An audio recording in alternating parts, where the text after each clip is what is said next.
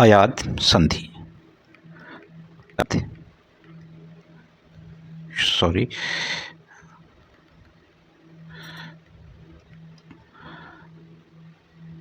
अयादि संधि।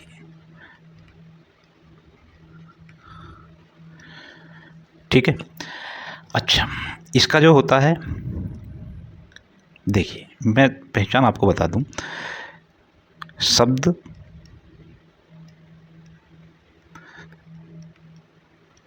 तीन वर्ण का होगा। बना होता है और तोड़ने पर या टुकड़ों का, और टुकड़ों का मतलब शब्द के टुकड़ों का, और शब्द के टुकड़ों का कोई अर्थ नहीं होता। अर्थात जिन शब्दों का कोई अलग अलग अर्थ नहीं होता तोड़ के, उन शब्दों को हम क्या कहते हैं? रूढ़। क्या कहते हैं? रूढ़ शब्द कहते हैं।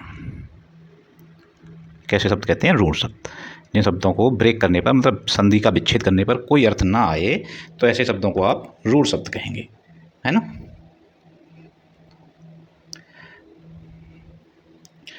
अच्छा, अब देखिए ज़रा, मैं कुछ शब्द लिख लेता हूँ। मैंने लिखा। अच्छा, एक बात और बताता हूँ शब्द लिखने से पहले। दूसरी क्या बात इसमें होगी? दूसरी बात भैया ये होगी कि ए वर्ग मतलब ए और ए, और ओ वर्ग ओ या ओ, ठीक है।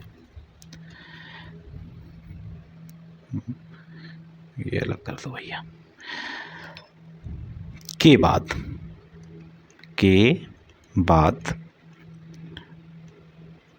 कोई असवर्ण, असवर्ण का मतलब ए का सवर्ण ए होगा, ओ का सवर्ण ओ होगा, इसके अलावा कुछ भी आएगा वो असवर्ण हो गया। आए तो क्रमशः, इसी क्रम में, क्रमशः मैंने क्यों कहा? क्रमशः आए, ए का क्या हो जाएगा? आए, आए, आओ और आव, ये शब्द बन जाएंगे क्रमशः। हो जाता है, जाता है। बात समझ में आई?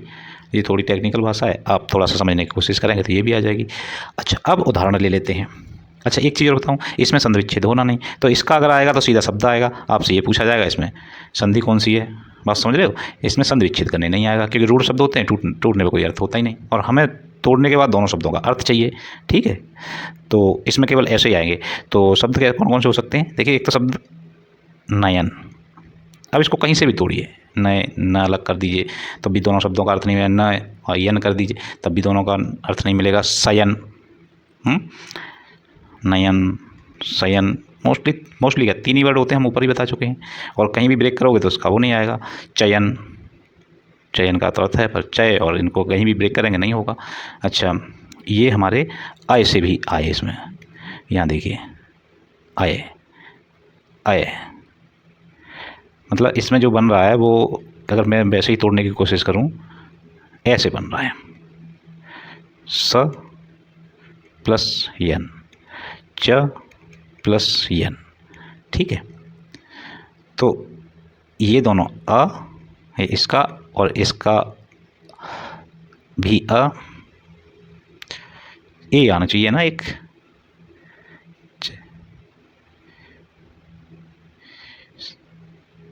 ये होगा सैन, नैन, चयन।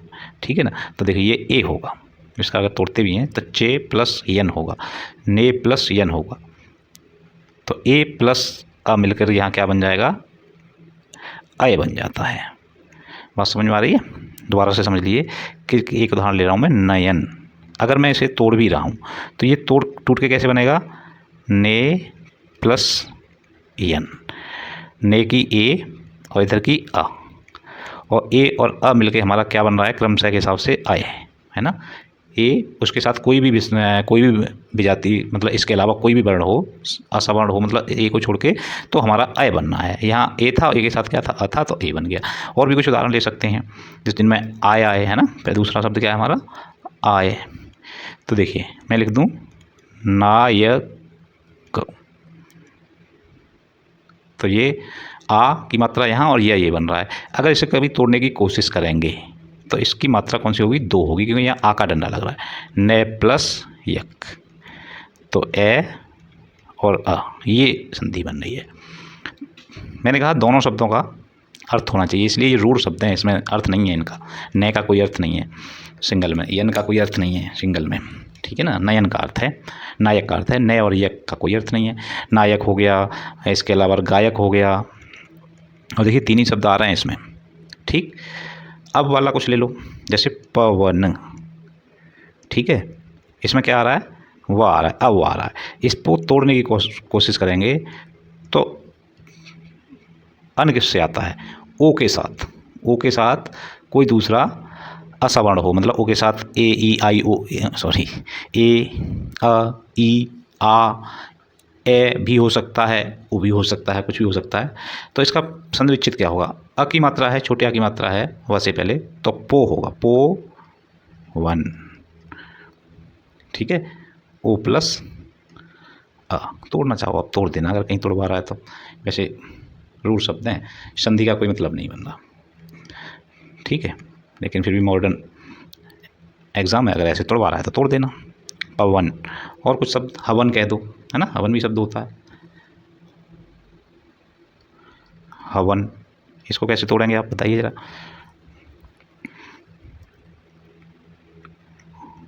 हो प्लस वन,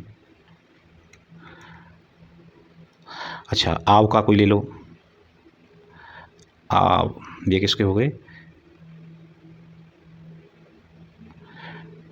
नायक, आय का हो गया ये ना, गायक, और ये हो गया वन का, अव का। ये मैंने आय का लिखा यहाँ तक, ये मैंने अव का लिखा, अब मैं लिख रहा हूँ वर्ड आव का।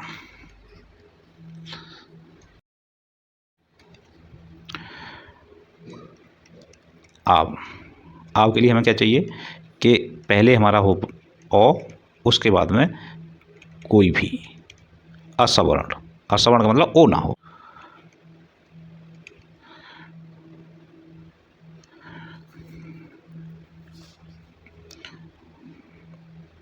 तो हमारा क्या बन जाएगा, आव तो लिखा ही हुआ है, यही लिख दिया मैंने। अब देखते हैं ऐसा उदाहरण, मैंने लिखा सावन, सावन, देखिए आव आ गया, आगे। तो अब इसको अगर तोड़ेंगे तो सा का हो जाएगा 100 प्लस 1, ठीक। मैंने एक और शब्द लिखा, थोड़ा सा और इसे सही कर लूँ, मैंने एक और शब्द लिखा जी, धावक शब्द सुना है, धावक, ठीक है।